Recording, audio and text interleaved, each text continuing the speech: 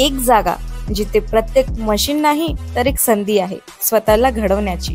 ही जागा म्हणजे Chhajed fitness club, Rahuri factory मधील सर्वात विश्वसनीय आणि हायटेक जिम।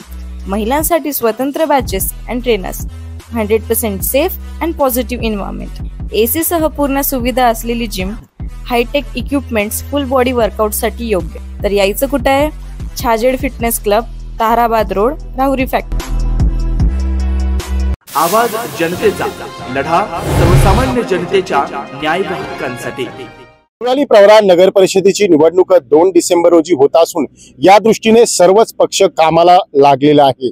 एकीकडे भाजपकडून माजी नगराध्यक्ष सत्यजित कदम यांची उमेदवारी ही निश्चित झालेली आहे, मात्र दुसरीकडे सत्यजित कदम यांना रोखण्यासाठी वेगवेगळ्या स्तरावर बैठका सुरू असून शहर विकास आघाडीही स्थापन करण्याच्या हालचाली सुरू आहे। सत्यजित कदम यांना जर रोखायचं असेल तर एकास एक उमेदवार देण्याच्या दृष्टीने विरोधक व्यूहरचना आखत आहे। गेल्या 4 ते 5 दिवसापासून श्रीरामपूर असेल, देवळाली प्रवास असेल, राहुरी फॅक्टरी असेल, या ठिकाणी विरोधकांच्या लगातार बैठका होत आहे।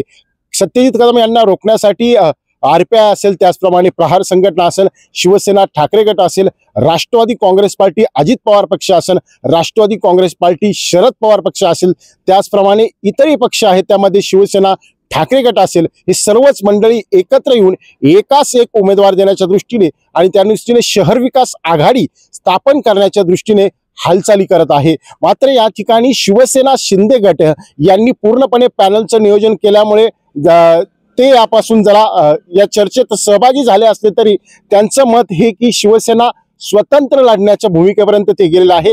त्यामुळे या बैठकीला थोडी एकास एक उमेदवार देण्याचा अडथळा निर्माण झाल्याची चर्चा सध्या राजकीय वर्तुळात सुरू होत आहे। जर आपण शहर विकास आघाडी स्थापन केली तर नगराध्यक्ष पदाचा उमेदवार कोण, 4 ते 5 चेहरे समोर येत आहेत, त्यांची नावंही आपण काही दिवसांनी समोर आणणार आहे। मात्र सध्या तरी शहर विकास आघाडी स्थापन करण्याच्या हालचाली जरी सुरू असल्या तरी आडलं ते शिवसेना शिंदे गटाकडून, शिवसेना शिंदे गट वरिष्ठ पातळीवर चर्चा करून पूर्णपणे पॅनल करण्याच्या तयारीत आहे, त्या दृष्टीने त्यांचा प्रचारही सुरू आहे। त्यामुळे शहर विकास आघाडी करण्यात अडचण निर्माण होत आहे। मात्र एकंदरीत जर पाहिलं तर शहर विकास आघाडी जर स्थापन झाली, मात्र नगराध्यक्षाचा चेहरा कोण, चिन्ह काय, यावरून हे घोडं आडलं जाणार असल्याची शक्यता वर्तवली जात आहे।